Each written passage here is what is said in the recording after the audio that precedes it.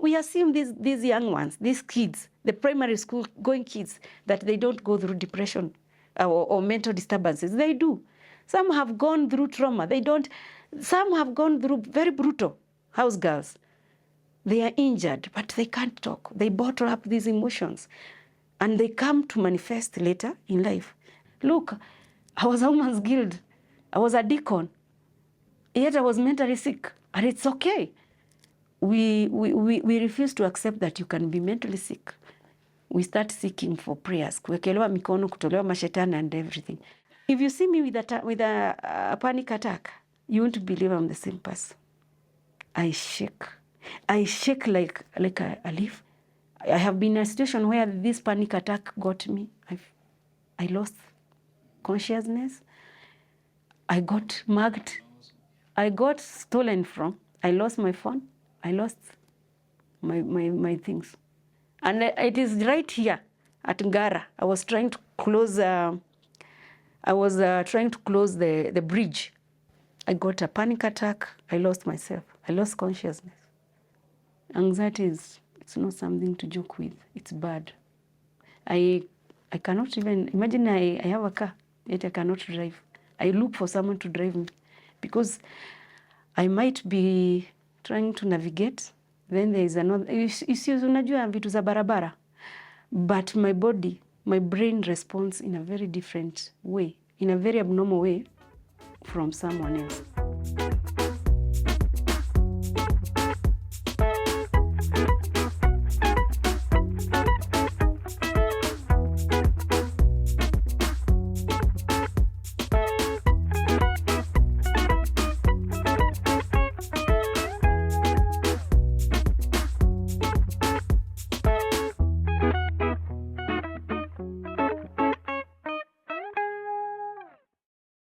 My name is Julikihara, but most of my friends call me or know me by Julie, by the name Julie. That is what they fondly call me, and I've adopted it.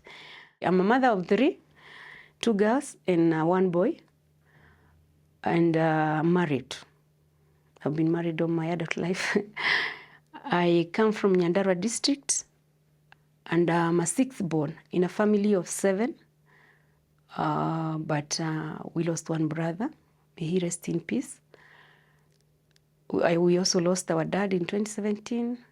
May he also rest in peace.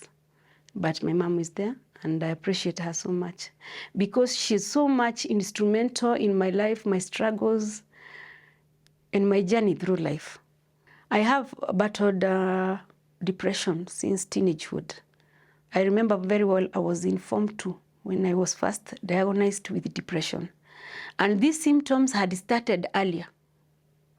Even when I was in Form 1, even when I was in Class 8, it's only that I didn't know. It's only that they had not progressed to the level they progressed to. By the time I was being diagnosed with the now proper diagnosis from a hospital, I had gone through a lot of mental torture. And whenever I exhibited these symptoms, the first questions to be asked, everyone was questioned, could you be on drugs? Could you have started experimenting with the drugs? I remember there is even someone who asked me, because that time people were talking a lot about Illuminati. Could you have joined Illuminati? Because I was not myself. I was exhibiting some very funny symptoms. I was ever withdrawn. I could burst into tears from nowhere. I was not eating. Sometimes I couldn't bathe. I was not concentrating in school. My grades they had gone down. I was feeling very worthless, that nothing interested me. Now the worst came from experiencing insomniac nights. I could go to bed and wake up the following morning without sleeping even for a second. And I could go through that for the 2nd day, 3rd day, 4th day. And now when I started going to 5th day, that is when I went into a complete mental breakdown. That is when I started experiencing fainting spells. That is when the school almost expelled me because I was not attending Perhaps I was not even attending, some days I was not even attending classes. I could remain in the dormitory and talk nicely to the dorm captain that I'm not feeling well. But when she realized that this not feeling well, it is coming into 2 days, 3 days, that is when she insisted, no, you have to see the matron. That is when I started seeing the school matron. But the school matron could also not figure out what it was that I was going through. So she used to give me Puritons and tell me you'll be okay. Puritons and painkillers, because my head could pound. The kind of migraines I was experiencing, it is only by God's grace that I survived. And that is how I came to realize the reason why people who are going through these mental illnesses are pushed, maybe by the society or the people around them, because they are also ignorant of what they are going through. So they lose hope, they end up losing hope, losing it, and deciding, let's end it all. And for that reason, I want to share my experiences. Even if my experiences or my impact won't touch the whole world, at least there is that one person, that one single life that through my experience might be helped, might be salvaged. That person, that one person who is at the verge of drowning into these murky waters. Because I associate going through mental turmoil with drowning.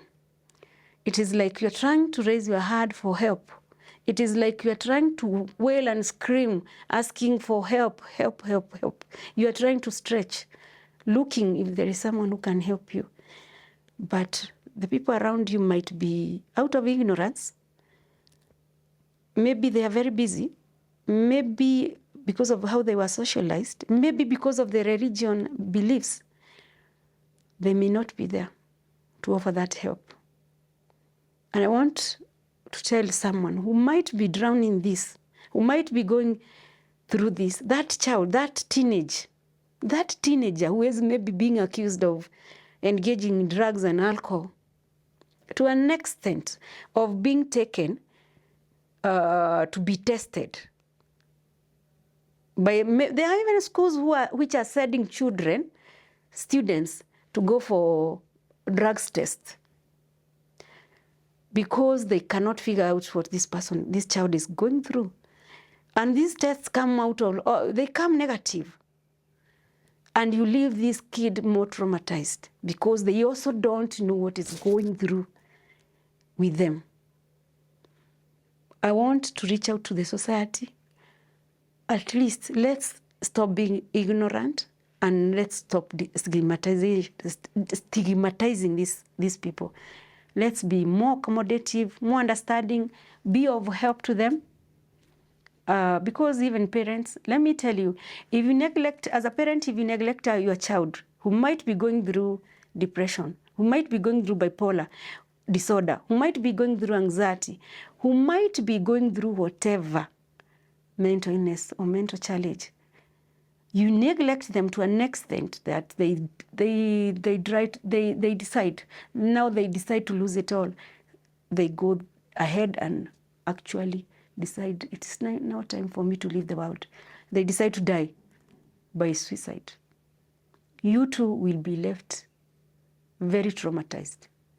Actually, they say suicide is it's very spiral. And that is why you see people say, this is a family that commits suicide. It's not a family that commits suicide. It is because it leaves family members, loved ones, they are left traumatized. They are left traumatized for life because of this guilty. Because most parents whose kids have gone through that route, they are left asking, but we gave them everything. But what didn't we do for them? They had a good education. We provided good shelter, you know? But they don't know. This person, that is an illness. It is an illness like any other. And once it hits the family, May it not come to our families when we are very ignorant about it. Let's equip ourselves with the information and try to learn how to handle these people when they come to us. We are brought up in a society where issues are bottled up. You are raised in a way that you're not supposed to tell the world about some issues because they might bring shame to the family. So they would rather you keep quiet. They would rather you die with them. But I believe it's part of healing. You talk about you. It is your journey. You own it. You own it. Provided you are at peace with it. It is your story. It's what you have been through. As long as you are okay with it, I believe everyone else should be. But it's not a must they be, because we are socialized differently, and we understand the world differently. We deal with issues differently, because after all, we are also still wired differently.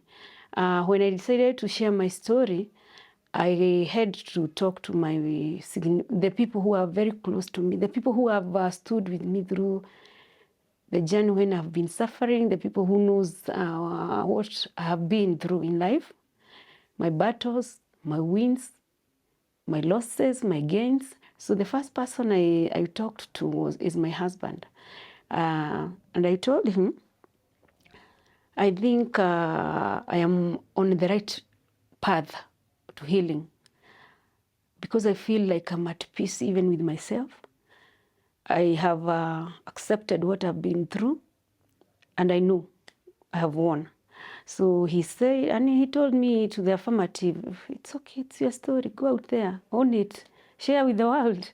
If it makes you happy, if it makes your healing more better, I have no problem with it. Then I talked to my daughter, who is in campus, and I couldn't want a situation where she will feel like, oh, Mom, you went there and shared your story, and now you're making my friends say this and that or talk ill about us. And she told me, if you want to go to the TV, just go. I'm very much okay with it, because actually my daughter has been there, especially when I was going through a very bad depression case, where I had even to be admitted in a psychic ward, and she played a very big role for her siblings. So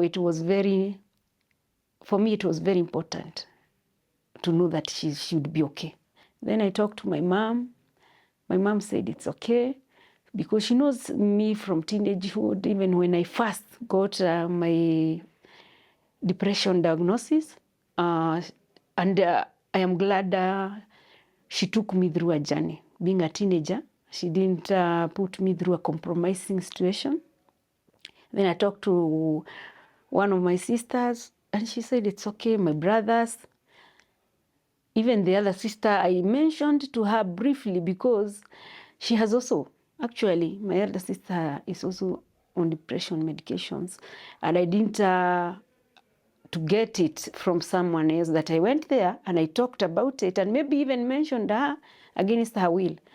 So for me, as long as the most important people to me are okay with me sharing, then I have no other problem. It may be the fact that those people who are close to me supported my going out and talking about this. At least it made me feel like, at least we are getting there. The society is healing. The society is healing, and this stigma for people who have been through mental illnesses, for people who have experimented with alcohol, maybe due to the pressure of life, that the fact that they can accept you went through this and you survived, and now you want to talk about it. I felt like this effect, you start small, then you go spreading, this stigma will end. We'll start being a very accommodative society.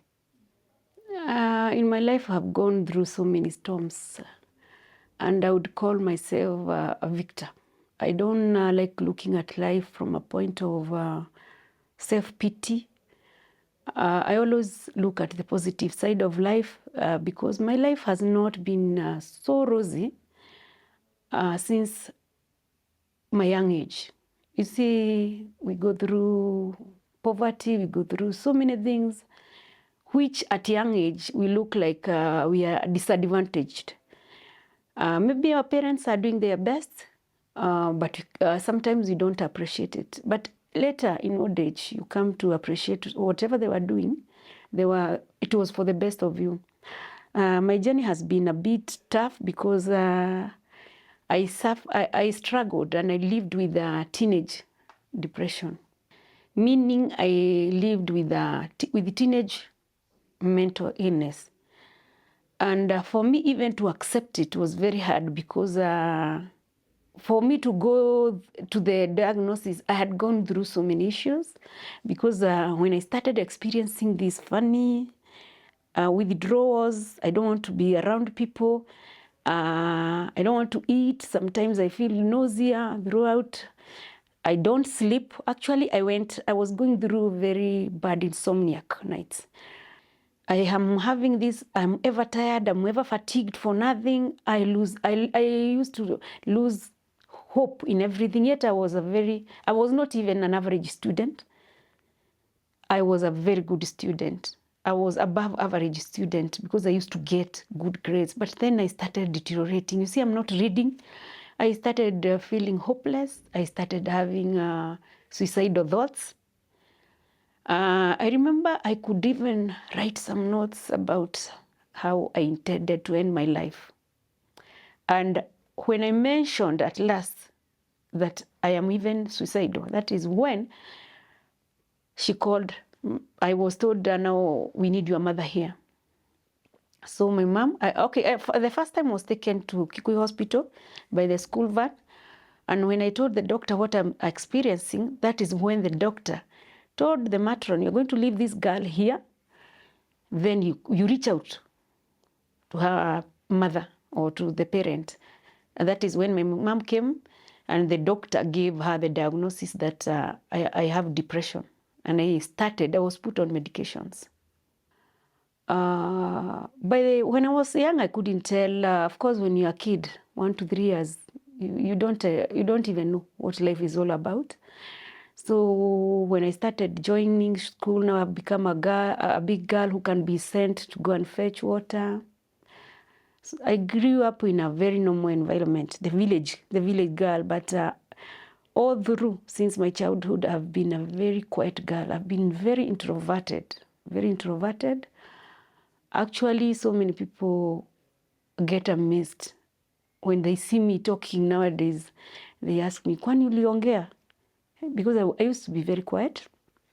I grew in the village. I started school. I used to go up quite a distance to attend school. I started in a school called Malewa, which was quite a distance, a walking distance, where I went up to class 7. To class 6, then I was transferred. But it's when I was in class 8, that is when I started now realizing things are not, our family is not the kind of, it is not your kind of usual family, the good family, the family that the society portrays, or the picture we get, because I was raised in a dysfunctional family. This is a family where the father is there, and you know he's alive, he's there, and you bear his surname, but it is like they separated. Or okay, you know, they had not done the church wedding, but they had traditionally been married all their lives. Then you realize your father is not in the picture. He doesn't care whether you go to school or not. It is your mother. You and your mother and your 6 siblings, so you are 7, and your mother is doing everything. So the first major problem to hit me, or the first traumatic experience, is not where that I lost someone. But for me, it was very important that I get to sit my KCP without problems. But my mom didn't have money up to the last. I believe I was the last I was index 1, 001, yet I was the last to register for exams because my mom did not have money. And now here I was being faced with a possibility of not sitting for that exam. So my headmaster came in and he called my mom to school, and my mom explained what she was going through. She was unwell and she didn't have money. And so the headmaster paid. He paid for my exam registration fee. And I was able to register for KCPE. Did my KCPE and passed well. I was actually admitted into a national school, which again I couldn't manage to attend because I couldn't qualify for bursary. Back then it was being given to orphans and single mothers, families, the poor families. But according to the society, we didn't qualify to be poor because our dad was working. He had a job and he was back in Nairobi and we were living in the village. So we couldn't qualify. And that is how I came to join Moi Girls Kamango. Almost when the term was ending, because when we went to present my papers and the principal saw how I had performed, there is no way they could decline to give me a position. So they gave me a position there and I started school again with some more problems because we reported to school with only money for school uniforms. We had bought the box, the requirements they had asked us, but we had no fee. And we explained our situation. My mom said she's trying to sell a cow, but since it's not yet bought, that is why you don't have money. But the principal was understanding enough and I got admitted. She just wrote a note to the bursar to clear me and I was admitted. And even when parents, back then especially when the society was not very much knowledgeable, they didn't know much about, they thought by raising us in tough situations, they were maybe toughening us for the future. But in real sense, they were destroying us. Without, of course, without their understanding. You find that when you let your child go through a lot of trauma, you never know how it will turn out. Because when you listen to so many stories, you find that traumatic life experiences have impacted on people's behaviors, on their mental status. Most are tending up to end up in drug abuse, into addictions, because of that childhood trauma they went through. So for my problems, okay, I may not pin them to childhood trauma, but I know it has something that it contributed to because of the environmental and socialization. But later in life, I have also come to understand, after digging so much to understand who I really am. From my father's side, my paternal side, I have come to realize there has been cases of mental issues, some which were diagnosed and some which were not. So it could also have some sense of, okay, I'm not sure, but when you try to learn more about depression, you find that it has some genetic aspect. So in my case, I'm not very sure what really brought me into this state that I'm being diagnosed with depression in Form 2. I didn't know much about that I could be mentally ill. So I thought it is normal sadness because looking back, I have very few friends that I made during my teenagehood because I was ever withdrawn. I didn't have much interest. You see the way girls play outside, I didn't have much interest. I never used to go and, if there is one person maybe I used to visit, I had very few friends back then because most times I would rather be indoors or under a tree or somewhere reading my book. I loved reading. Actually, I did the whole of the concubine because I used to borrow books from my elder brothers.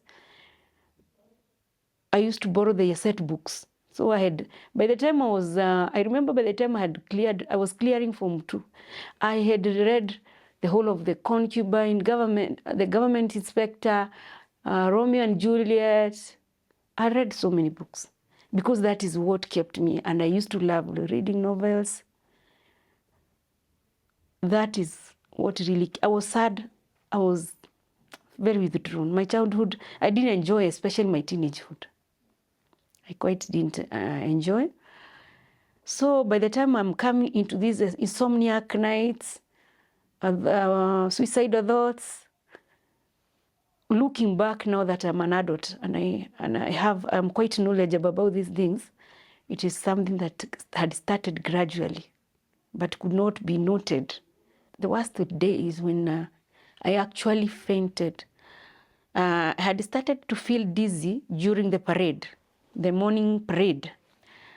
And I remember holding on, or I leaned on another girl, and she was perplexed. She didn't know what it was all about, because I felt like, in fact, indeed I would fall. So when the parade was just dismissed and I tried to take like a few steps to class, that is when I fainted. And that is when,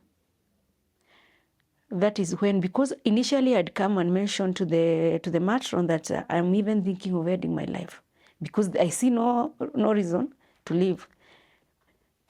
If I can't sleep, I can't eat, you people are punishing me, I'm feeling worthless. And now, culminating to this fainting, that is when they decided to take me to the hospital using the school van. And you know, now the word had spread. You see the way kids are in school. Some will start even labeling you like you have epilepsy, you have kifafa. Because they also don't know what is happening. And those days, there was not much awareness about mental illnesses. When I received the news about the diagnosis, I was very confused. Because back in the village, remember I grew in the village, I knew how people, I could even name them by names, the names that we had nicknamed them. And I started having these pictures of me being like them.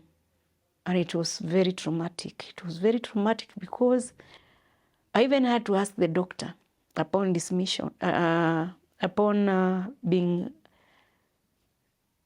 discharged, if I will progress to be actually a mad woman. And the doctor gave me a very affirmative answer. He told me, you'll be very much okay. You'll be very, very much okay. There are so many people out there living this condition and even worse conditions, and they are still able to achieve their dreams and to live almost a similar normal life, almost a normal life. And that gave me some kind of assurance. Also, when my mom didn't, the only thing my mom told me is that you should never tell anyone. You be taking your medications, but you should never tell anyone. But the beauty in it, she was not like what I see many parents putting their kids through nowadays. Because when a child starts exhibiting these mental disturbances, most of them are taken to churches to be prayed to be prayed for by pastors, to exorcise some demons. You know, it is assumed uko na mashetani, so they are taken to be exorcised demons.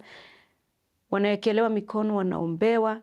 And you see, this is a child also. A teen is still growing, and now you have started feeding their mind that indeed they could be possessed.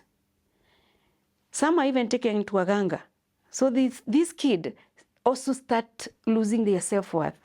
After all, if my parents are saying I am possessed, if the society is telling me I'm possessed, if my peers are telling me I'm possessed, my teachers, then it is true, I'm possessed. And what else can they do? Most of them are ending up committing suicide or getting into drug abuse, at least to silence this noise they are hearing. This noise they are hearing in repeat in their minds that they are sick, they are possessed. When they drink a few drinks and they sleep, they become drunk. At least for a moment, they forget whatever this noise is all about. Then it spirals into something not so good. Okay, when I came back to school and discovered now that I could sleep normally, in fact, not even normally, I could sleep even a heavier sleep. I started experience at least some kind of normalcy. The only thing I made sure I did is what my mom told me, to hide those drugs and never tell anyone. And to be honest, I left high school without anyone, even my closest friend, never knowing that I am on antidepressants. I had acquired some skills to hide them into very places they could not even find them. Even if they were, I don't know, even if they were to use a microscope, they couldn't find them. I hid them properly. And I used to take them just before we sleep. You see, like when we leave the preps, we come to the dormitories, I go and pick my tablet. Then I pretend like I'm going to the toilet. I go fetch water in the ablution, in the taps. From the taps, then I take my drug and come like nothing has happened. And I managed. And I used to get my refills, not now where I had been diagnosed. I used to get my refills either from other hospitals when we close. I used to get my refills during holidays. At least because I had the prescriptions. They were prescription-only drugs. You couldn't buy over the counter. I had to present my prescription. So mostly I got them from Gil Hospital and Bagathi. In case I'm visiting my aunt who used to live within Kenyatta Hospital staff quarters. So I could just walk to Bagathi, get my drugs. Even my aunt where I was living, she didn't know. I never told, even my cousins, I never told anybody. After all, they would think I'm bewitched or something.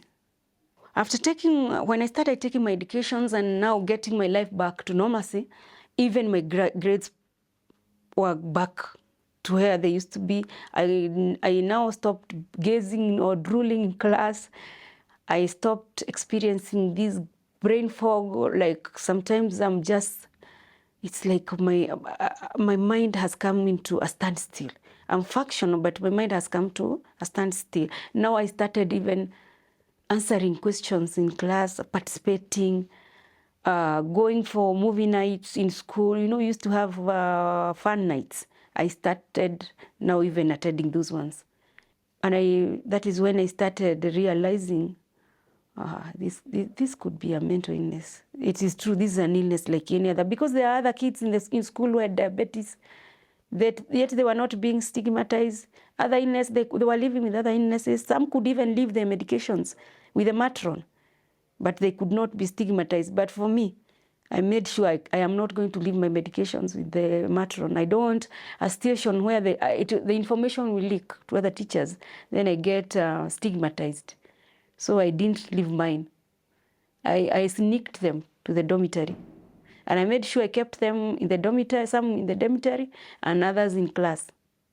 I couldn't leave them with anybody. I couldn't trust anyone with my medications. During our time, when we were growing as young girls, FGM used to be practiced. There was still FGM. And girls my age, after you clear high school, I know girls who were taken for FGM. So immediately I did my high school, I didn't even go home.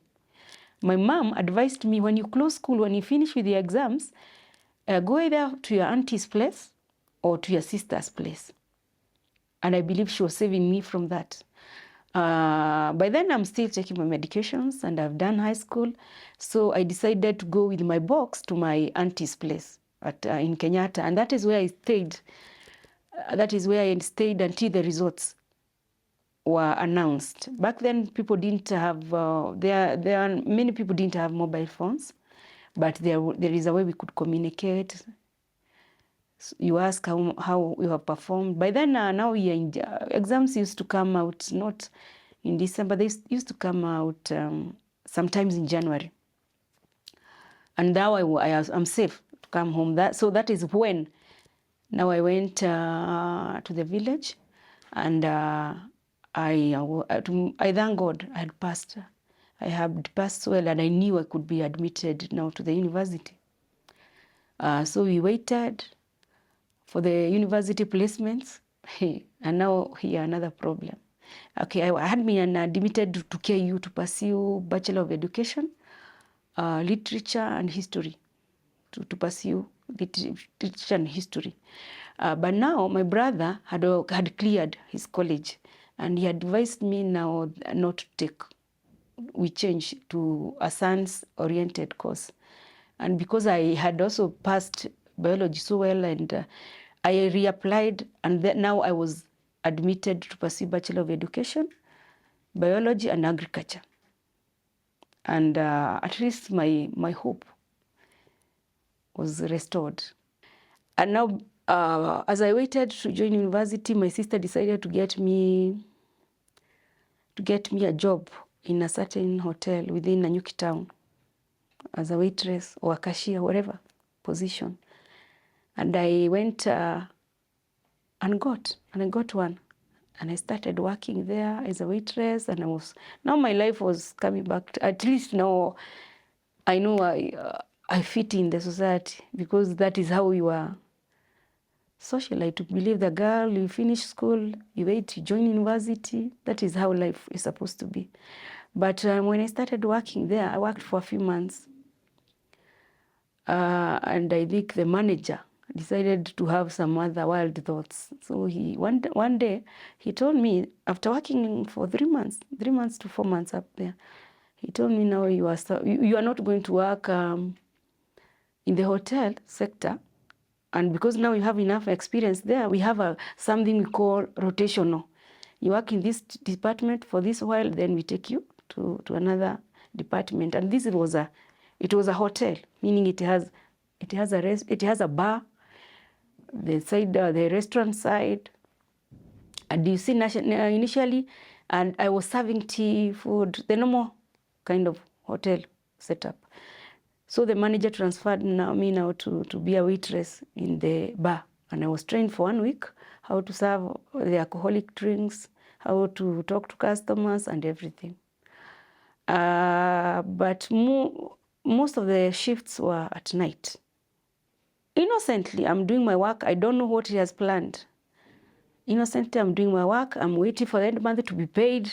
I think I was being paid 5,000. That time it was big money.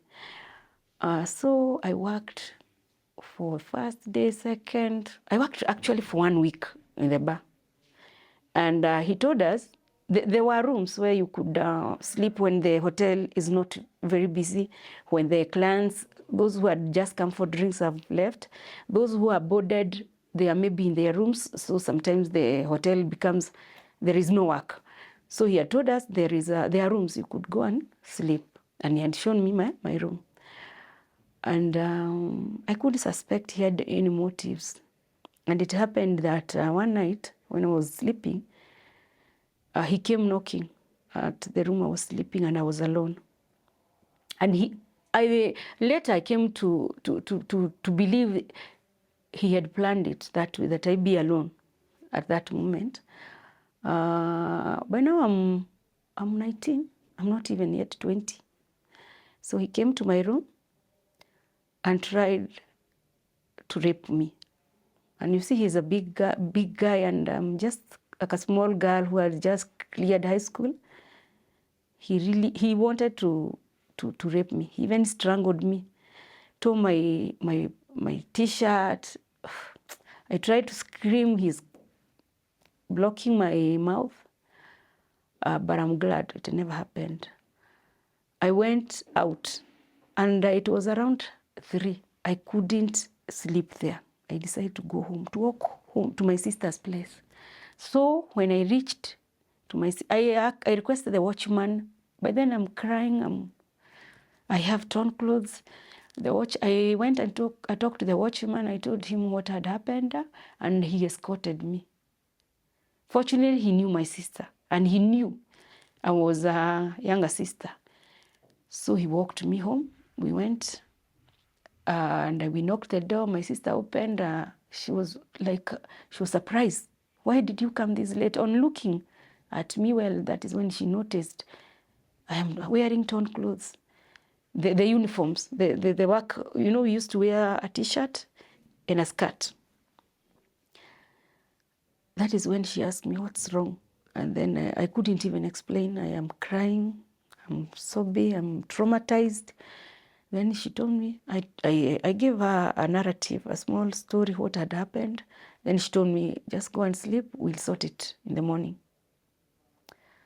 So in the morning, we decided to go to the police to report.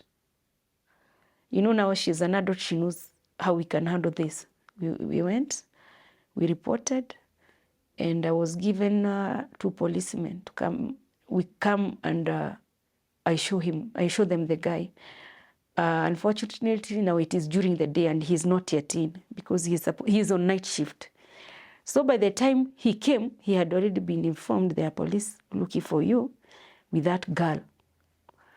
And because the hotel was owned by his uncle, who had actually raised him, who had adopted him. So it was like his father. They came now looking for me at my sister's place.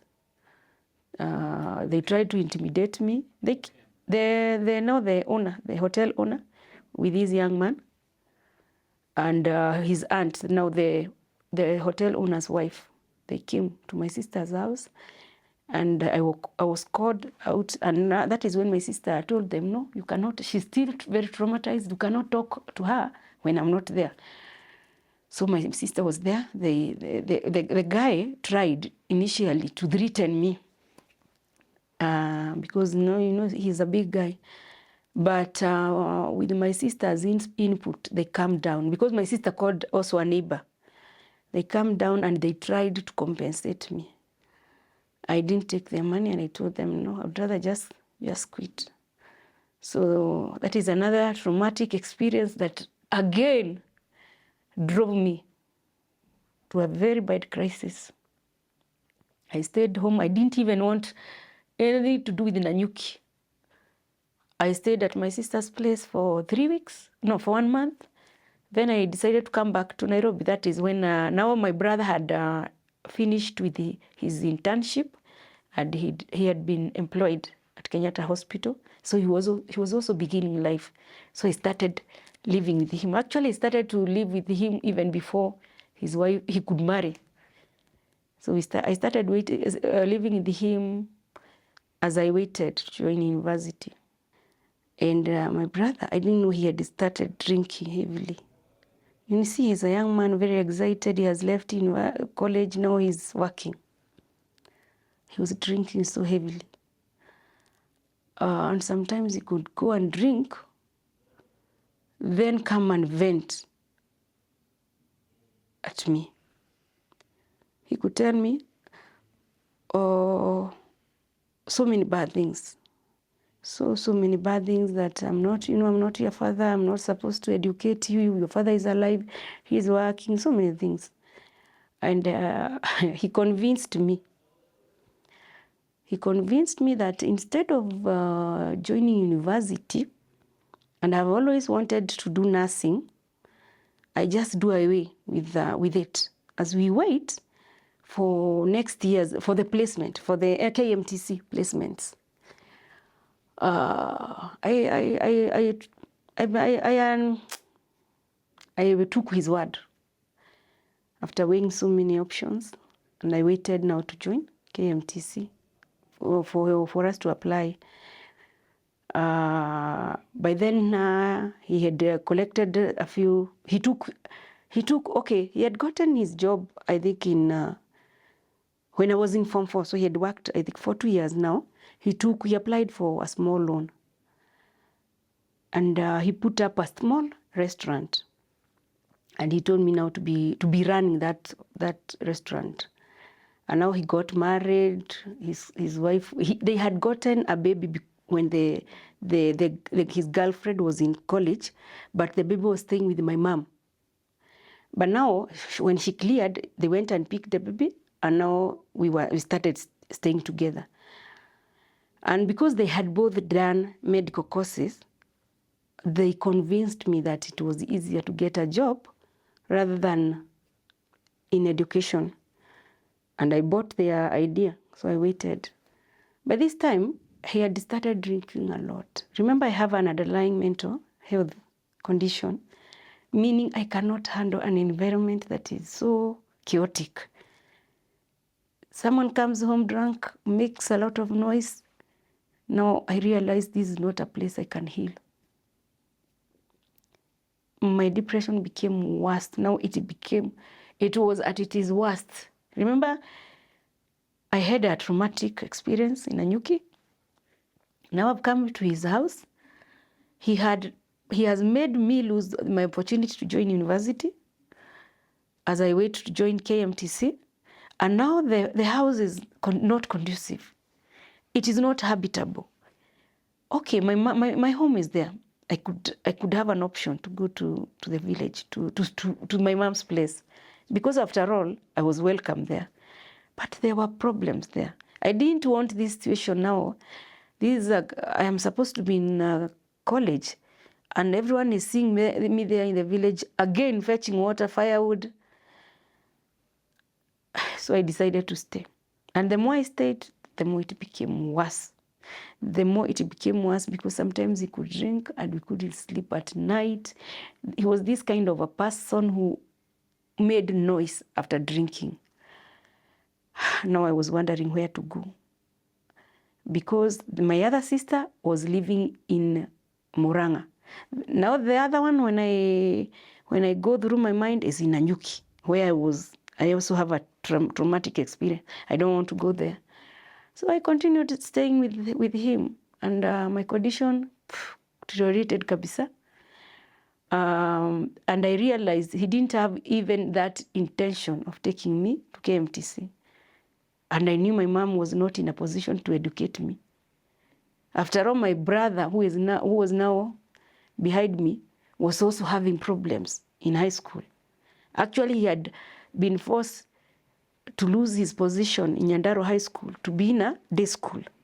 So I was weighing all my options, and my only hope was him, and now he has failed me.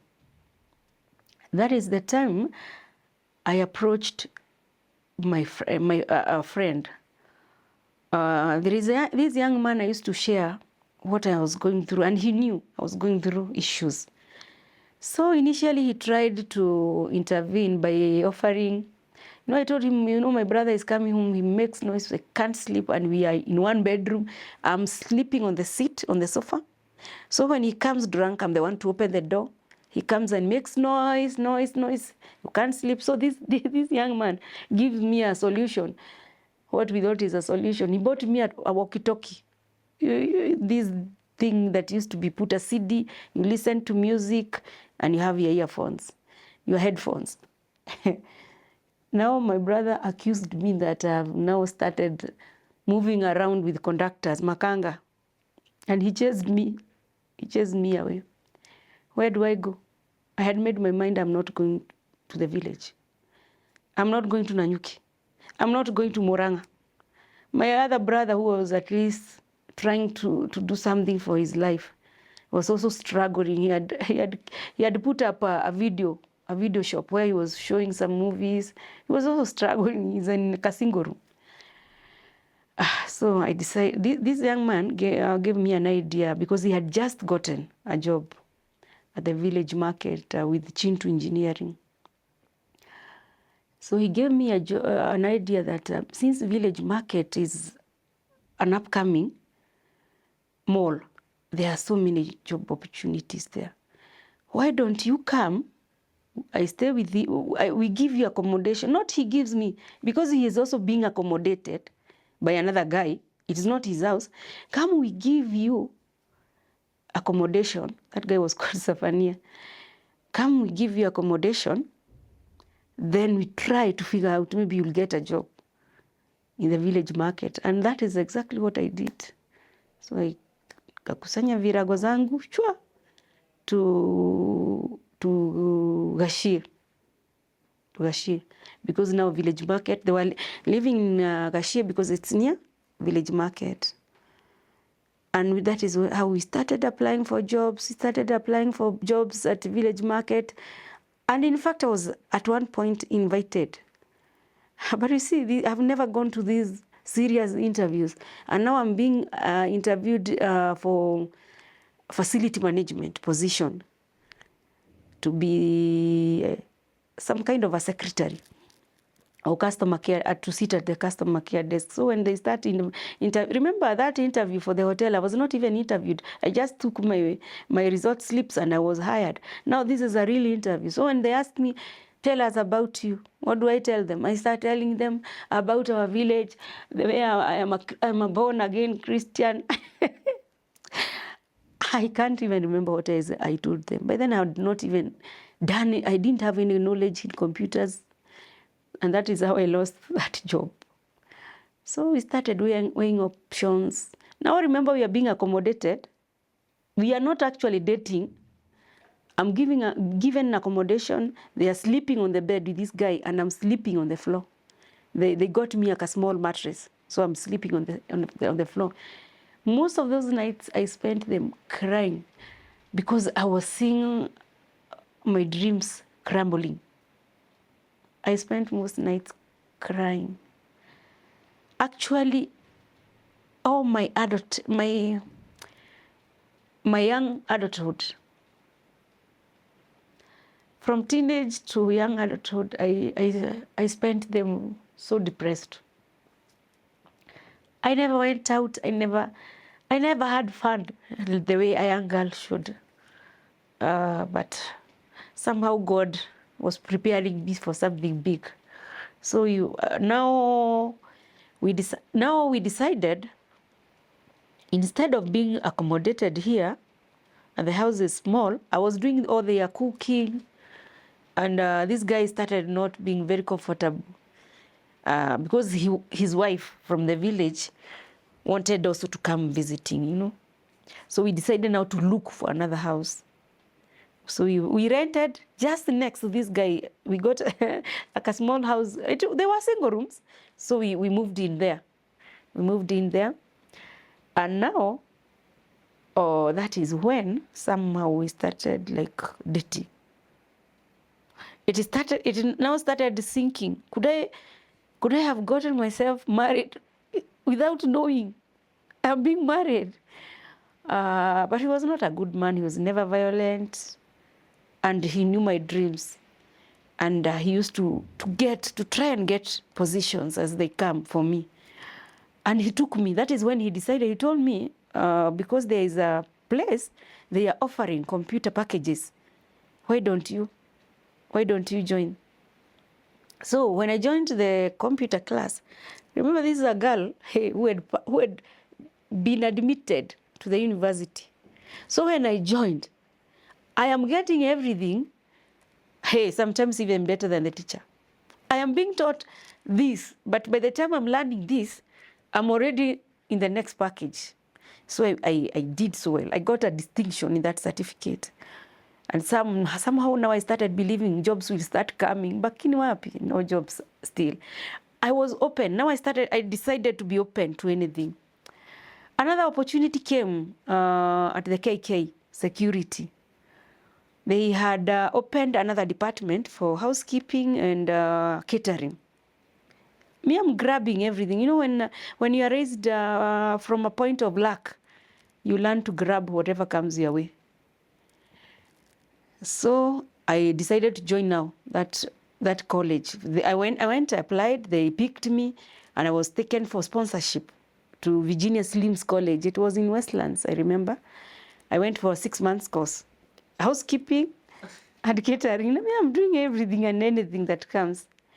And I finished. And I was posted. I was posted to Toyota, Kenya. And I thought I was getting a good job there. Remember, I have some computer packages. And I have done housekeeping and catering. I joined Toyota Kenya. Hey, when I went there, the kind of tools of trade they gave me, another stress. I was given a mop and a bucket. I am a cleaner now. I used to cry every morning when going to work, but I decided to just grab the opportunity. And I worked there. I worked for 9 months, I think 9 months. Yeah, 9 months. I didn't like the job, to be honest. I didn't like it. It is when you are doing something because you don't have any otherwise. While I was there, another opportunity came. Our neighbor happened to hear that G4S are hiring for banking support staff. Now this one sounded more white collar. So again, I applied for this one and I was hired. I went to G4S and actually worked there for 2 years as a banking support staff. And we were being paid on a weekly basis. Per day it was 500. So if you work 6 days in a week, or if you work 5 days, you get 2,500. But in case you work overtime, they give you 1,000. So some weekly payments could amount to that 3,500, 4,000 to 2,500. The range was theirs, and now I started loving this job. On my second year working with G4S, I'm pregnant. And before then, without knowing that I'm pregnant, this guy knew my dreams and he respected them. And I believe he wished me well. Because now he was working for the diplomats. He was doing maintenance, electrical maintenance, fixing generators, servicing them, fixing solar panels, doing all electrical work. And now he had started interacting with diplomats, wazungu. He had started interacting with the people who are people of means. So in 2003, because I got my daughter in 2004, my firstborn in 2004, he happened to be serving a certain American diplomat. And this lady mentioned to him that her contract was about to end in Kenya. And now she wanted to relocate. She was now going to, briefly, she was to go to Namibia. Then after Namibia, she goes back to her country. So she had told him if she gets a good girl, she could go with her to work as a house girl. And he had mentioned to me, and I was so excited because I didn't care how many years we were to live in Namibia. After all, we were to end up in the USA. I applied for my first passport in 2003 with the dreams of traveling to the US. I don't know. I don't know what plans God had for me. Hey, even before traveling, I started experiencing morning sicknesses, those early pregnancy signs. I'm fatigued. I cannot even go to work because I'm still working with G4S. I'm waiting to join her because now she has given, because the lady she was having was the scholar type. Now I realize I'm pregnant. God. I see an opportunity slipping through my fingers. And I lost it. But at least I was happy. I'm expecting now. I decided, let me get a baby. The pregnancy was it was not so easy. So I had to stop going for G4S, at least concentrate. By then God had blessed us. We had moved now to a 1-bedroom. Life was happening. So I gave birth to my baby. When I gave birth and I tried to go back to G4S, they had converted people, the casual people, now to permanent basis, and it was a bit tricky to get back. So I decided now to try. That is why I tried now to accept my situation, that maybe it's time I became serious and accept this is it, this is life. I started business. I opened a mtumba shop, like a small kiosk. I started opening mitumba there. I used to get bales from Gikomba. I could get one bale, come open, and then I display, sell, and I go back. And actually, the dream of joining college somehow, I put it at the back of my mind. But my husband always reminded me, if things got well, I will take you to college because I know your dreams. And I could just brush it off. But God's plans, when God plans something, when God purposes your life to go a certain direction, he'll go on disturbing. He'll cause disturbances. When you try this, sure, it is disturbed because he has created a path for you. Around 2007, there is now my baby has grown. She is now 3 years, and she can even join baby class. Actually, she had joined baby class. And I'm still doing my mutumba, and life is happening. I have a house girl. Around 2006, at the end of 2006, early 2007, there is, you see, he was working for foreigners, because most of the assignments were in Runda, Whispers, Muthaiga, around those areas. There is another American. I think God still wanted me to go to America. Another American couple, the guy is well known. He's the one who, at some point, actually in 2007, he was the Heroes Award nominee. CNN Heroes Award nominee.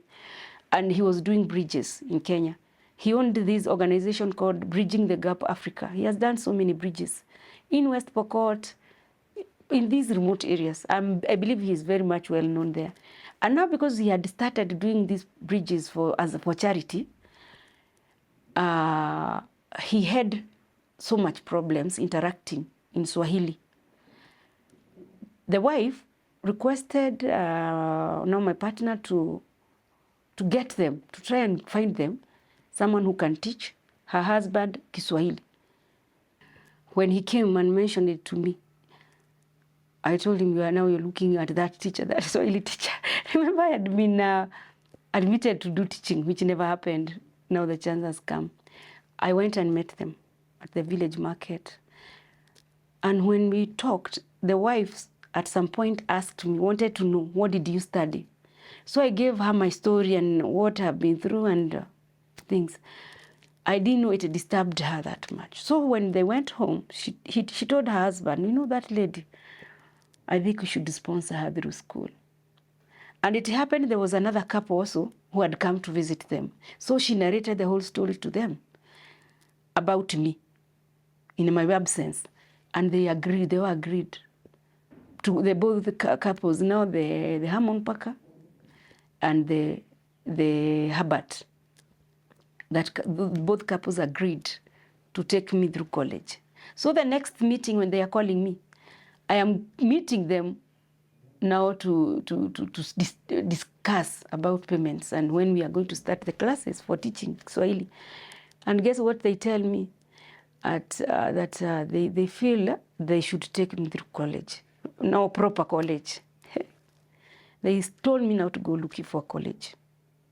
By then I had stayed long enough within the society. And I really wanted, by then I had heard about social work and community development. So I told them that is what I want to study. But the money they were sending me for school, it was coming in doubles. And because I was so thirsty for school, I decided to take 2 courses at a go. So I went and registered for a business course. And now, and again, here I'm doing social work. One, I was doing it during the day, and the other, no, evening. So, ningesoma, from asubuhi, I'm getting home at 9. They were running concurrently. Remember, I'm being paid for fare. House girl is being paid. Now it is, the only thing remaining is for me to study. I'm telling you, I studied like there is no tomorrow. And I passed very well in both courses. And I graduated in both in 2010. But by the time I'm graduating, now I get my second born. I actually went for one graduation when I was very heavily expectant. And now I've been sent to the job market. When I was doing social work, my first attachment was at Mathare internship. I went to Mathare Hospital. You see how God works. Funny enough, for the business course, I didn't even go for any attachment.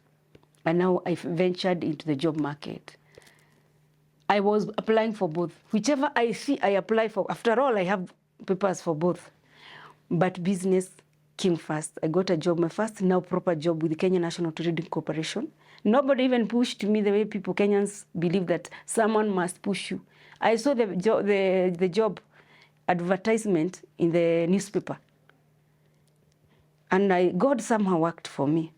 I went and joined Kenya National Trading Corporation as a depot salesperson and a storekeeper. Because I had done a Bachelor of Purchasing and Supplies Management. Now I got a proper job through this. So I started working there, and now I forgot about social work. I worked there for some time, quite some time, 2 years. Then another job came calling. Now in private sector, I applied to work as a warehouse supervisor, and I was hired. I worked there for 5 years. Now you see, this is now the line I'm pursuing. I worked there for 5 years. Before I I worked there for 5 years, but now in 2016, I got my third born. We decided, because it's becoming overwhelming, I now concentrate. I raised this boy, and we put up a business again. Remember, I am doing everything that I have experience with. I've done business. I've been employed. I've gone to school now. I'm being employed. We started business, but it didn't do so well. I decided now to go to the job market again. I got a job in 2017, a job that I really loved, and I continued with it. Now, around 2020, remember this time I had stopped taking my depression medications. After all, I think I'm okay. I had stopped for like 4 years. I was not taking them. But coming now at this point, I still had these experiences. I still had these symptoms, because there are moments I couldn't handle stress like any other normal person. But I thought, I'm healed. I cannot take those drugs again. After all, they are even making me so fat. I'm not going to take them. So around 2020, I decided now to do my MBA. Remember, I am ever thirsty now for education. And I applied and I joined. I started doing my MBA. I did it. Now COVID was happening. We are started experiencing lockdowns. I had applied for an evening class. We were moved to online class. And I went on with my course. By this time, by 2020, that is when I started experimenting with kidogo alcohol. Because my husband had come back. No, he cannot work outside in Somalia, where he used to work. Now he has come back. And he could buy those alcohols. So I used to steal. I steal kidogo, I drink. By this time, I'm a very church woman. Actually, I had even joined Women's Guild in 2017. Mpaka nikafungwa kitamba. And I was even a deacon, a church deacon in the Presbyterian church. And I hated alcohol with all my heart. I loathed it. Because remember what my brother used to do when he's drunk. I didn't want anything to do with the alcohol. But then I knew there is another side. After all, my husband drinks often once in a while, but I've never seen him shout or make noise or create violence because he has taken alcohol. And I started feeling, oh, this alcohol is working good with me. I'm sleeping well, I'm feeling happy. I graduated now to drinking more.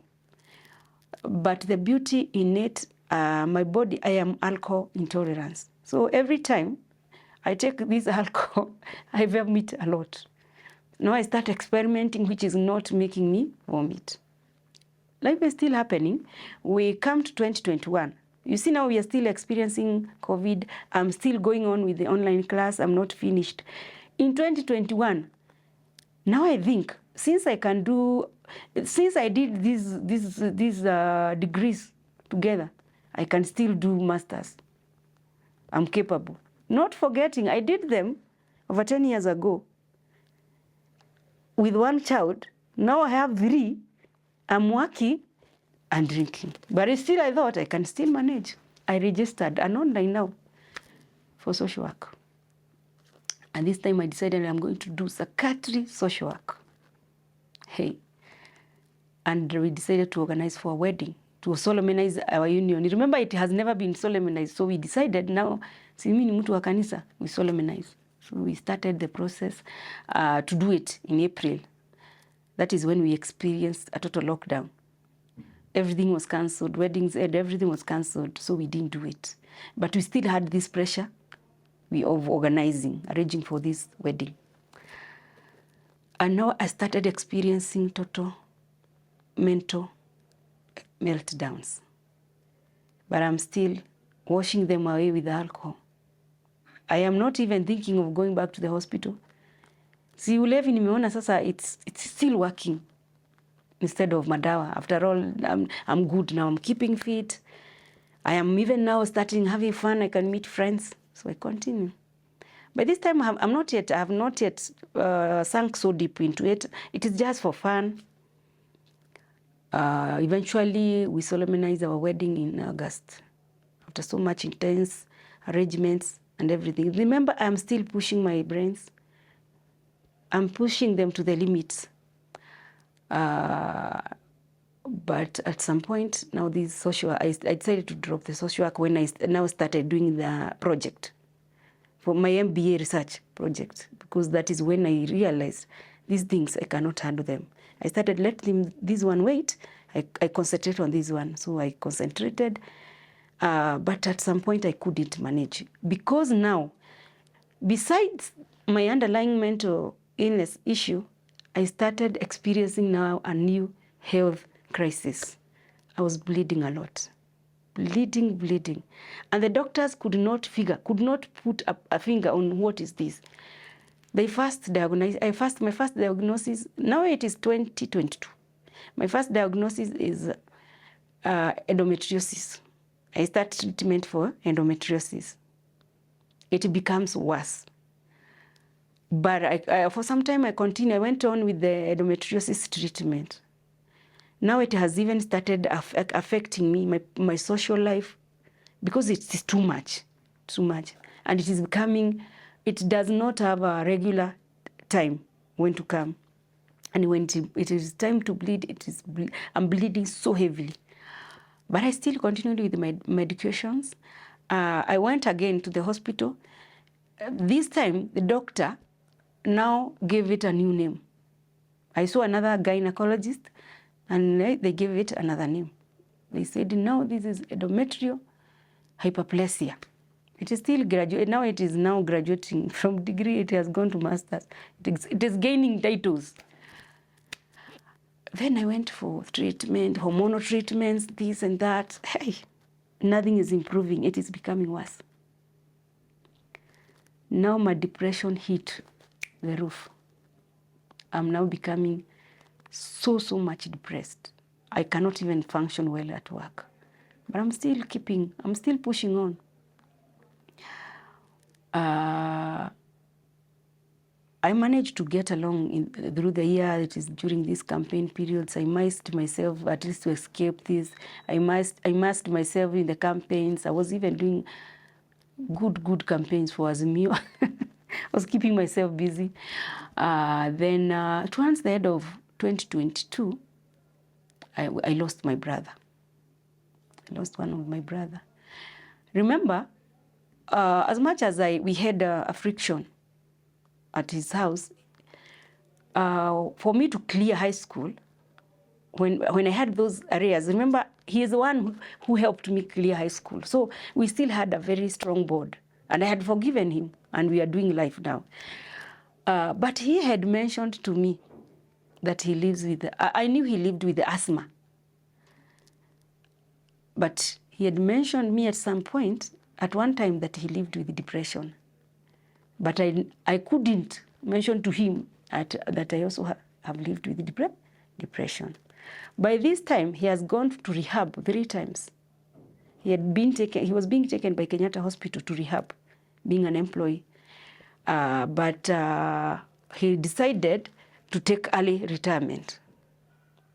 Because now he's 50. He thought, if I take early retirement, I'll still get another job. You see, when you are an alcoholic, there are things that your mind, I think, it is so clouded to accept. You still think you are still very productive. And he got paid very good money. And he went kabisa kukunywa. No, that is how we lost him in 2022. When he died, by the time he died, I was so mad at him because we had taken him with the other family. We had taken him with the other brother. Remember, now he has quit work at Kenyatta Hospital, meaning the Kenyatta Hospital cannot cater for his rehab. So we had sat as a family and decided to take him through rehab. We went and paid. But this time, we decided, because he has been going to posh rehabs, we'll take him to Mathare Hospital. Hey, he went there and became friends with the madaktari huko. Remember, he is also a medic. No, he managed to run away. He escaped, and I was so mad for that because I knew this guy wouldn't make it. By the time he was dying, now let me tell you where my guilt came from. By the time he was dying, because he used to drink and call me at night, maybe at odd hours, I had decided to block him. If he calls me, he won't find me. On this night he died, and remember, he was not sick. I don't know what happened. He went drinking as usual, but came and died in the house, and he was alone. And when I tried to find out whom he tried to call last, he tried to call me 3 times. And that is the same night he died. And that is when guilt hit me. So I was mourning him differently from everyone else. Because I have this guilt in me that maybe he was telling us, come and pick me, I'm not feeling well. Because actually he was found the following day after having died in the house in the night. Okay, I played like everything is okay. But now, that is 2023.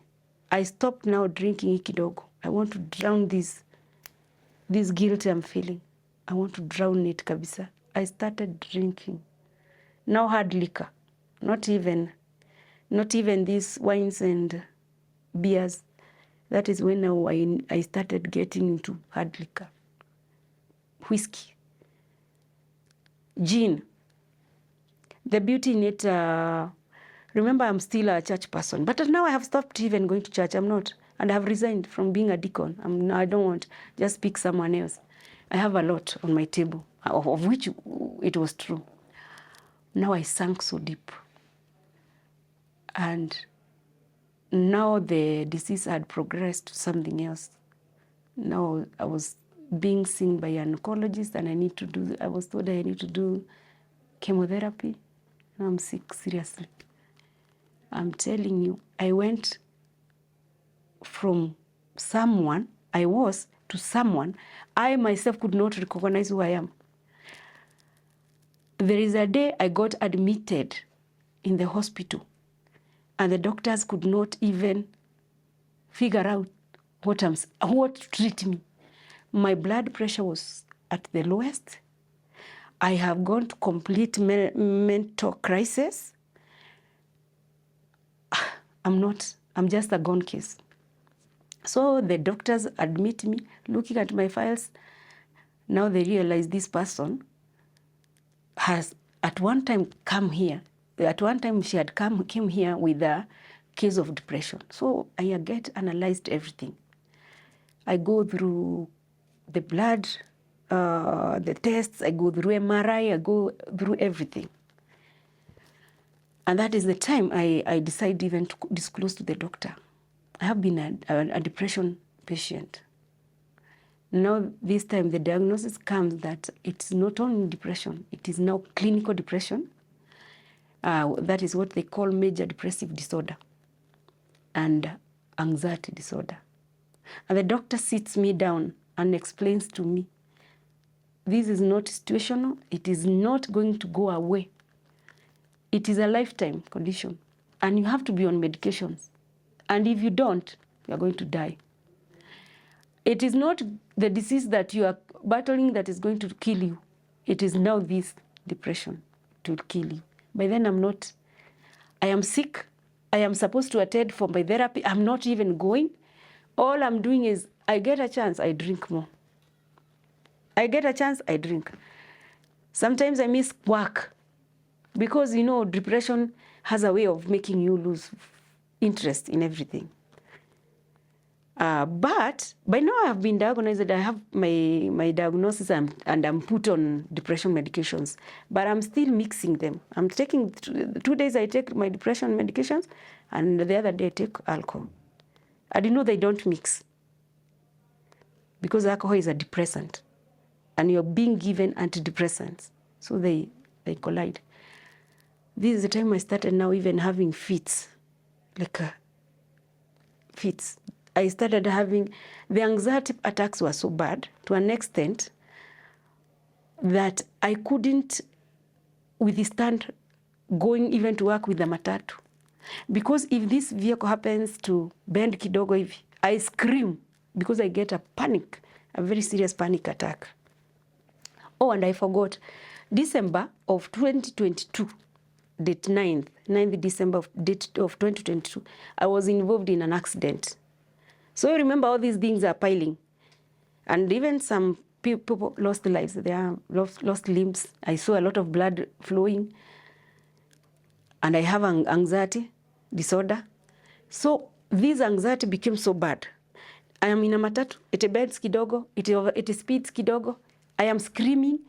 I'm a complete mental wreck. I'm in the house, I get this anxiety attack, I am shaky. I can't breathe, I lose my breath, my chest is congested, my mouth is dry, I cannot swallow saliva. What does this all culminate to? In November 2023, I lose my job. And this is the job I loved. I had done it for 7 years. I get paid. What do they pay me? Severance pay. They gave me 30,000 for all those years.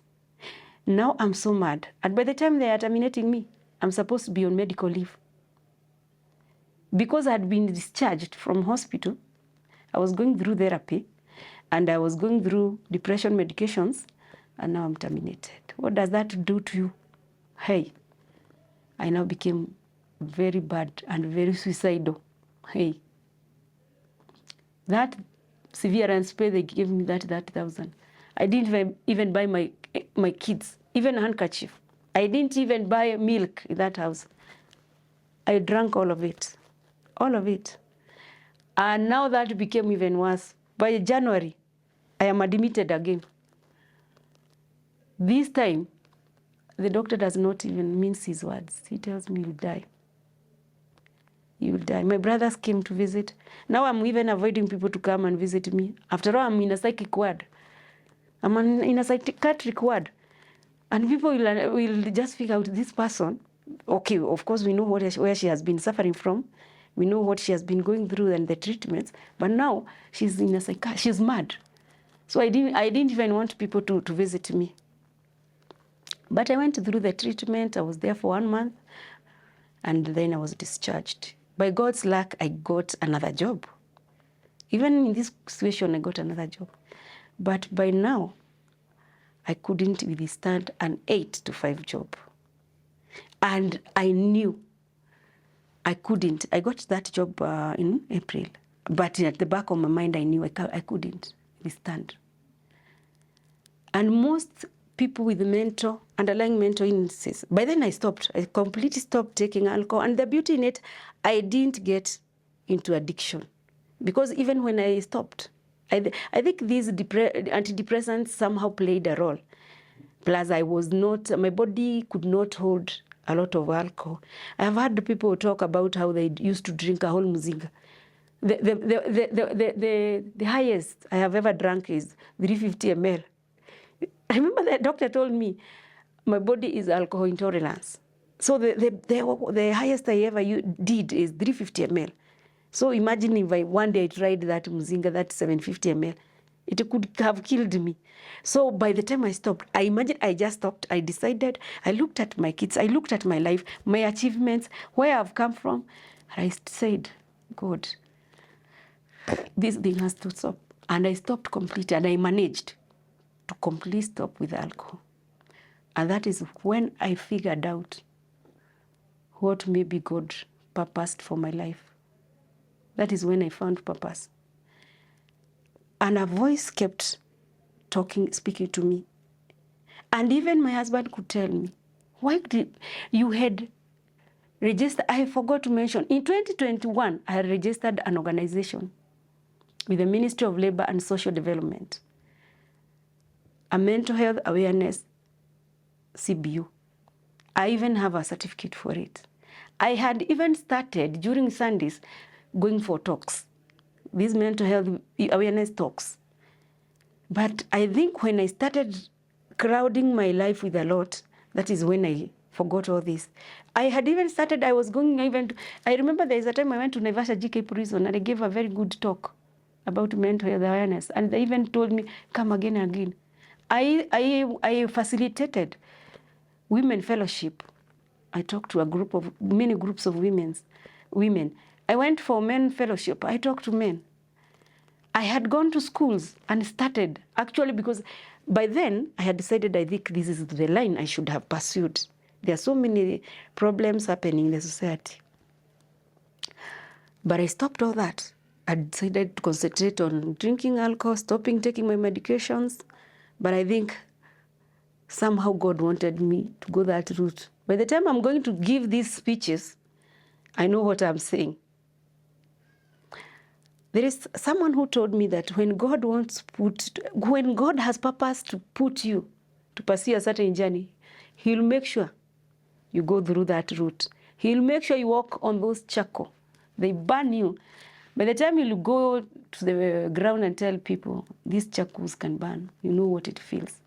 I know how alcohol can mess your life. I know refusing to accept the fact that you have an underlying mental health issue can lead you to addictions, to alcoholism, to drug abuse, because these mental illnesses are very compound, and there are many.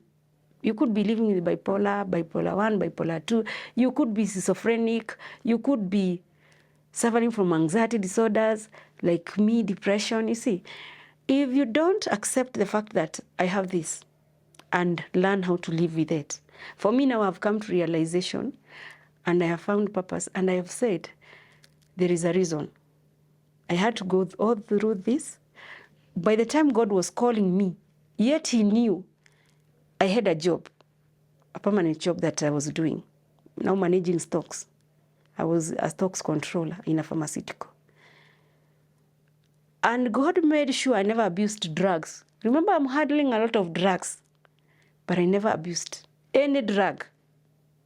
But I abused alcohol. Instead, I could leave drugs which I could abuse very easily. I could even see drugs that I'm supposed to take because I still remember my prescriptions, but I couldn't take them. Instead, I chose to indulge myself in whatever. Maybe God wanted me to destroy my life kidogo, then to bring me back. So this is where we are at. I am doing a lot of awareness, mental health awareness. I know the kind of stigma that is there in the society for people suffering from mental illnesses. Remember, I went through high school hiding those drugs, hiding from the society not to know I'm taking these drugs.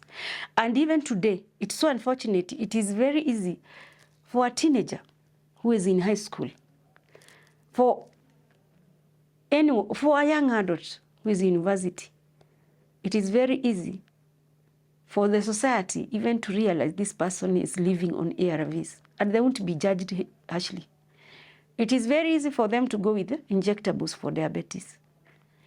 It is very easy to take whatever any other medication for whatever illness you have. But it's very, very, very hard. And it's very unacceptable for someone living with a mental illness to live, to continue living comfortably or acceptably within the society. Yet people know this person is taking mental illnesses. Watakuita majina. This is a wazimu, unu wazimu. Even what you say won't be taken seriously. And that is why you find people are still hiding. People are still refusing to seek for treatment. Like in my case, I have appointments to go and see my psychiatrist. I have to go to see my therapist because I see a psychologist. And I have also to go and see my gynae oncologist. So I have all these appointments, but I have accepted. This is me, this is my life, and I'm doing all of them. Now I want to reach out to that teenager who might be going through a mental health crisis. The society is not accepting them. Their parents are associating their illnesses with drug abuse, substance abuse. Hata wanakataza, don't walk with that person. Usitembee na huyu, amekufundisha bangi. And maybe this child has never even engaged in any substance. So we put them in a space where they cannot speak out. They bottle their emotions. They might decide to show you. When they come, maybe even to the family gathering, they pretend. They wear a mask to pretend that they are okay. But remember, they are going through a crisis. Because what do you tell them when they come to you? Tuende kwa pastor. Especially mothers are very notorious with this. Tuende kwa apostle, akuwekelee mikono uombewe mashetani zitoke. Some are taking them to waganga, ni anti fulani alikuroga.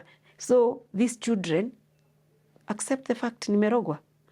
They start engaging in drugs, na madawa na mapombe. They become alcoholics. They end up in mental institutions, in rehabs, something which could have been prevented. When I get these opportunities, maybe to go and talk, actually these bands, these ones are in support. These are our colors for mental health awareness. These are our colors. Even my organization bears these colors. And whenever I get opportunity, I package my information in a way. If I'm in high school and I'm talking to teenagers, we talk about different topics, be it childhood trauma, be it bullying in school, be it divorce and how it has affected them, be it whatever they are going through, be it maybe they went traumatic experiences like rape, like sodomy. We talked, you know, they need someone, somewhere, an environment they can open up. And they need someone to tell them, I was there. I went through my teenage battling an illness I didn't even know about. But now I'm an adult and I know how it feels. If I get an opportunity even to talk, even we assume these young ones, these kids, the primary school going kids, that they don't go through depression or mental disturbances. They do. Some have gone through trauma. They don't.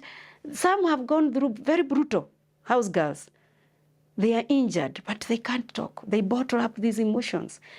And they come to manifest later in life. So they also need to be talked to.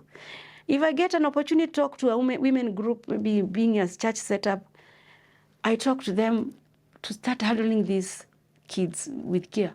To start also accepting, even themselves, they could be in church. Look, I was a woman's guild. I was a deacon. Yet I was mentally sick. And it's okay. Because we refuse to accept that you can be mentally sick. We start seeking for prayers. Kuwekelewa mikono, kutolewa mashetani and everything. So I love saying, if you die by suicide or through suicide, it is more likely, even that pastor whom you go to seek to pray for you or to that person you love, they won't bury you. Because suicide or dying by suicide is committed, is assumed, it is associated with sin. It is a death of sin, or it is a sin death. Nobody wants to be associated with someone who has died from suicide. They keep off. I know a woman who was a chair lady in a church, but because she died through suicide, the church did not bury her. And do your research, you'll find out the church will keep off. So it is time we accepted. We now live in an age where we have information at hand. We can research more. We can know these things more. I am doing a lot of advocacy, mental health awareness, and I have an organization. Whenever you request me to come for such events, if it's a school setup, I know they love associating everything with fun. You know, schools call for weekend challenges, and the kids are preached to. I'm not saying it's wrong. I'm also back to church now. I'm also back to church because I believe in spiritual nourishment, but not the same congregation I used to attend, because I have a lot of triggers. You cannot heal from the same environment that you hurt a lot from, yet received no help. So I'm back to church, but a different congregation. And schools, I wish they could embrace this. When he comes to talk to them about mental health awareness, I come with a team, entertainment team. You know, teens just want to somewhere they can have fun as they learn. My organization is called Convocare Kenya Initiative. Then here it is written, let's talk, because I want us to talk. I would really love us to have candid talks. Candid talks about mental illnesses. I have been even to matatu circles and talk to drivers, because some of them are causing these accidents. They are fatigued, they are mentally disturbed, they are stressed. Some are going through divorces, they are abusing substances, and yet they are going to the road. In my case, because of anxiety. Actually, anxiety has done me more harm than depression itself, because I find myself, depression, you know, you take antidepressants, make you sleep, and they are mostly taken at night, just before you go to bed, you know. But anxiety, you have to take mood stabilizing drugs, and mostly they are taken in the morning. And if you don't take them, anxiety has even costed me a very nice job. When I had done interviews, first, second, when I was going to the third, I don't know where the panic attack came from. I couldn't talk. My mouth went dry. I started shaking. I couldn't perform well in that interview. So it's good we accept. It's good we talk openly about these things. And I would urge maybe the government or whatever who is making legislations, we put this seriously. People who are mentally sick or have challenges, they may not be able to really work in a conventional 8 to 5. If that organization has a way, or they have another time, maybe they close at 9, they should maybe push these people who have come openly and say that we have challenges, because they tend to be very more productive towards later in the day. In the morning, they wake up with tremors, fatigued. They can't, with the mental fog, their brains cannot think properly, they can't concentrate. So I wish we could accommodate them more. The same way we can accommodate people living with other conditions, we just accommodate everyone. We stop this stigma for people living with mental illnesses and challenges. If you see me with a panic attack, you won't believe I'm the same person. I shake. I shake like a leaf. I can't, I start loosening my clothes because the chest is actually it comes like a heart attack. I start sweating. It is such a bad feeling. Actually living with the anxiety. I have been in a situation where this panic attack got me. I lost consciousness. I got mugged. I got stolen from. I lost my phone. I lost my things. Because nobody could, I think they thought I have epilepsy, or I don't know what they thought. And it is right here at Ngara. I was trying to close, the bridge from the other side of the road to the side of the fig tree. There, between panic attack, I collapsed. I got a panic attack. I lost myself. I lost consciousness. I even went to thank those guys who sell things hapo juu, hapo kwa bridge. Because if it was not for two of them, because even when I came to be, they had noted a crowd. So they came to check. By the time I came to be, they had already picked me and they had put me somewhere to lie. And they started questioning me, and I told them I sometimes get anxiety attacks. So they brought me down there, and I told them once I'm at a level ground, nikitoka tu huku juu, once I'm at a level ground, I'll be able to walk. I'll be able to walk to the vehicle home. Anxiety it's not something to joke with. It's bad. I cannot even imagine I have a car, yet I cannot drive. I look for someone to drive me because I might be trying to navigate. Then there is another. Unajua vitu za barabara.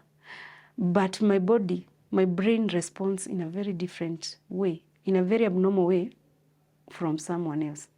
You know, we had started a documentary. We wanted to feature a documentary about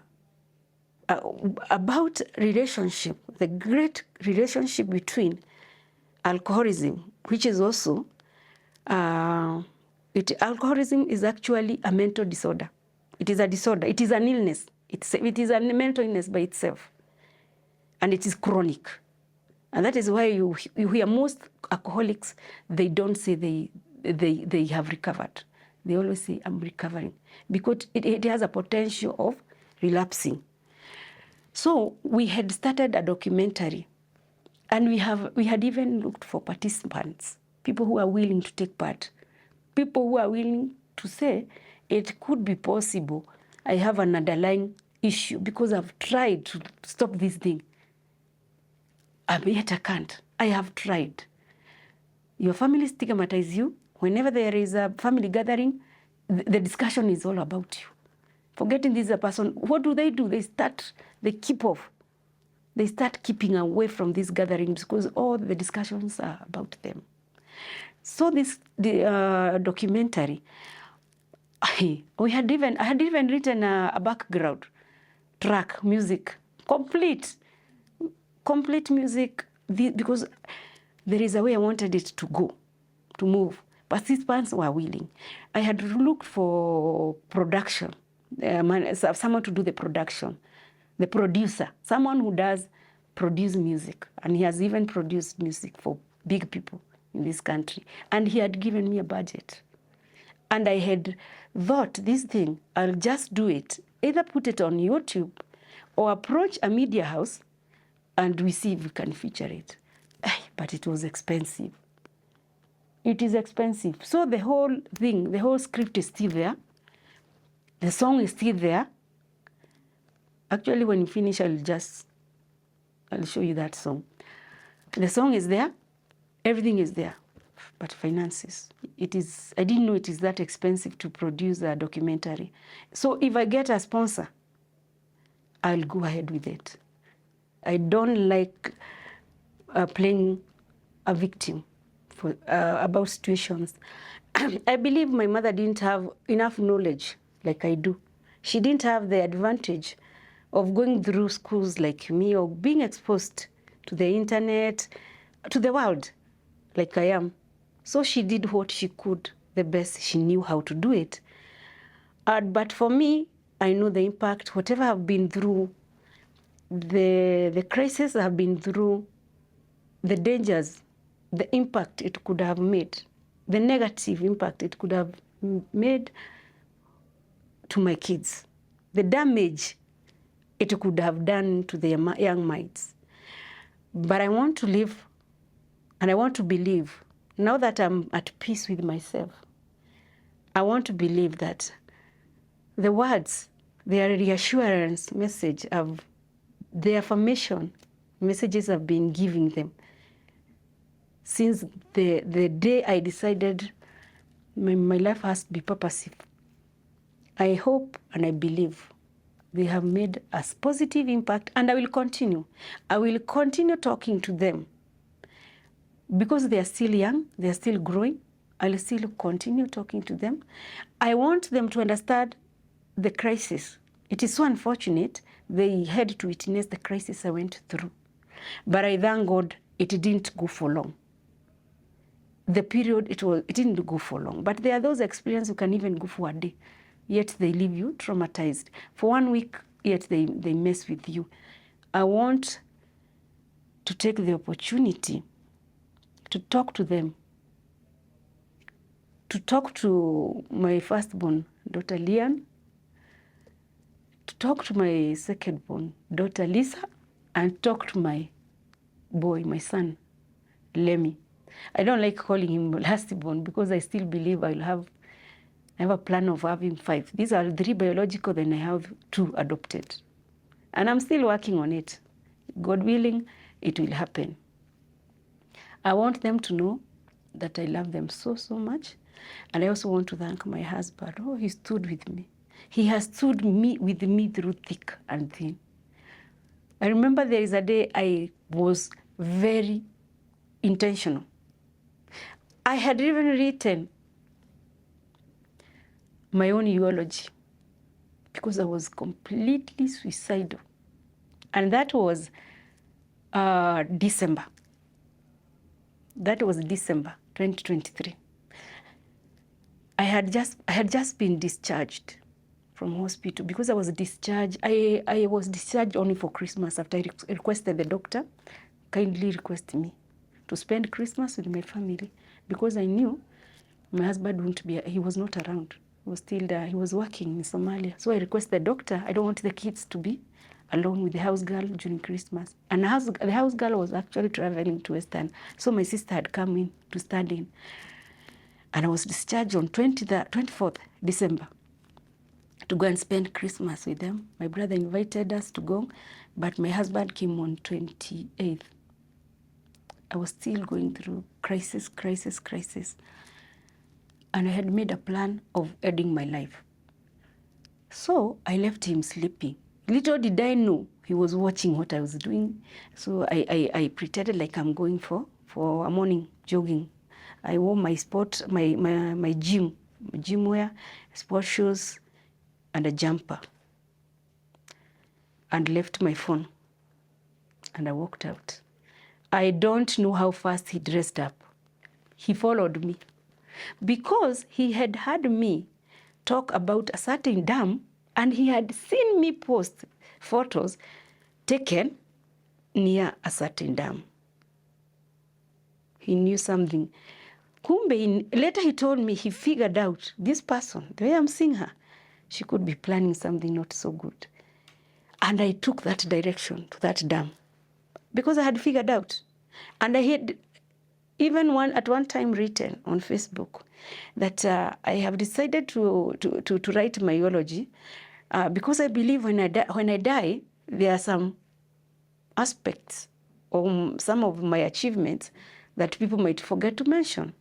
They might forget, besides whatever education qualification I have, I also have a diploma in holistic nurturing of kids, of children, holistic nurturing of children from Presbyterian University.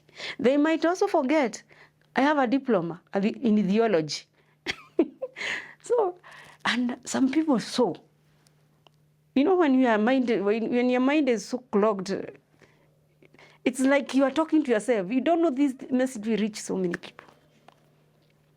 He told me someone screenshotted that and sent to him because he's not very active in Facebook.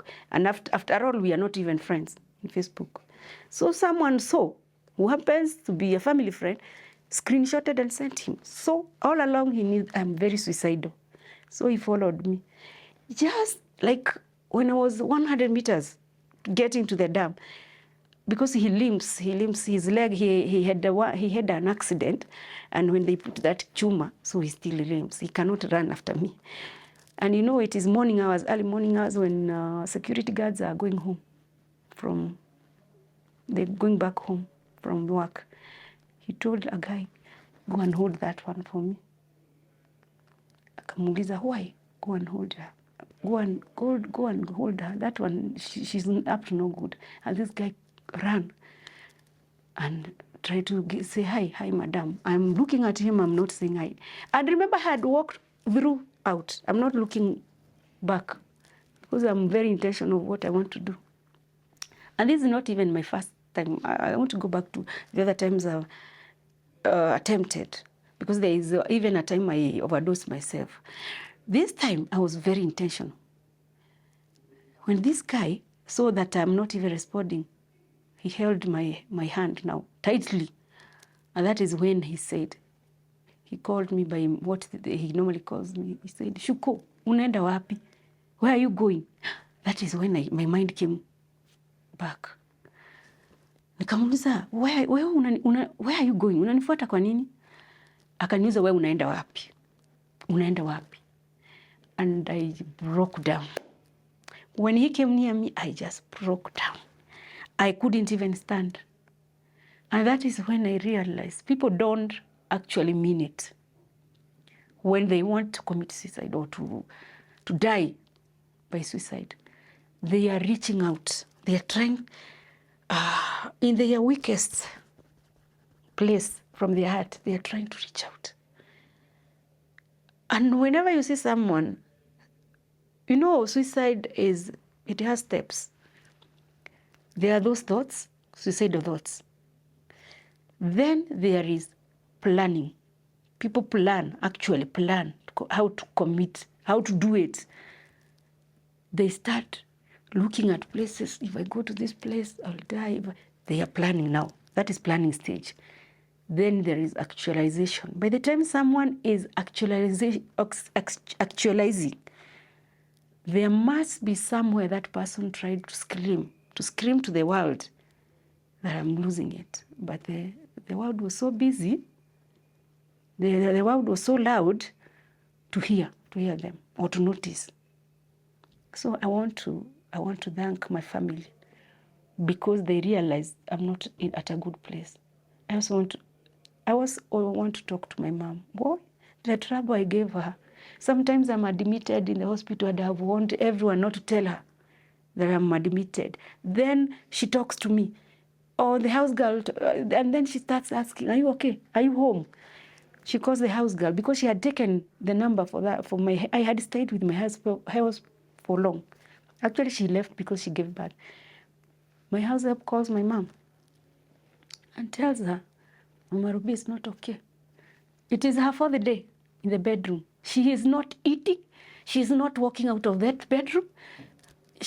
And she has locked it. But we know she is there because sometimes she responds. When we know, she asks us, Munataka nini? So she's there. And my mom, I'm telling you, there is a day my mom got into my house at 9 usiku. I don't even know how she came. The cries, that pain of a parent. But I want to assure them, hey, the devil lost his chance with me. That won't happen again. And I want to rebuild the relationships that I could have broken. I know, of course, I know some bridges, I burnt them completely, I destroyed them. But the ones I'll be able to salvage, the friendships I'll be able to salvage, and I'm ready to build new ones anyway. But the ones I'll be able to salvage, because at some point I became so isolated. I don't pick calls, I block people. Like now, as we speak, I'm just planning to reactivate my WhatsApp. And because I am a very good, I write so many things, maybe things about the society, things about life, inspiration, things. I write. I am a very good writer rather than talking, though I'm learning to talk to people. I had 8,000 followers. Look at how depression, look at what it does. It makes you feel like nothing matters. I closed it. I have had people call me because they have tried to search for me. They can't find me. And they are wondering, where did she go? But I plan, honestly, I reactivate it. I am getting my life back. And this time, I'm getting it back from a point of being injured to a point of healing. And now I'm at this point that I feel I'm at a good place, a very serene place, very serene. And I know my triggers. I know what not to do. I know what route not to follow. Now I know my limits. I cannot push myself so much. I'll work within a certain regulated limit. Yeah, and I know God is there. For those who would love to reach me and to experience and learn what we do, you can reach to me through the email address Convoke ya Kenya, imeshikana Convoke ya Kenya Initiative @gmail.com, or through my personal email julikihara@gmail.com, or through my contact numbers 0733 231 684.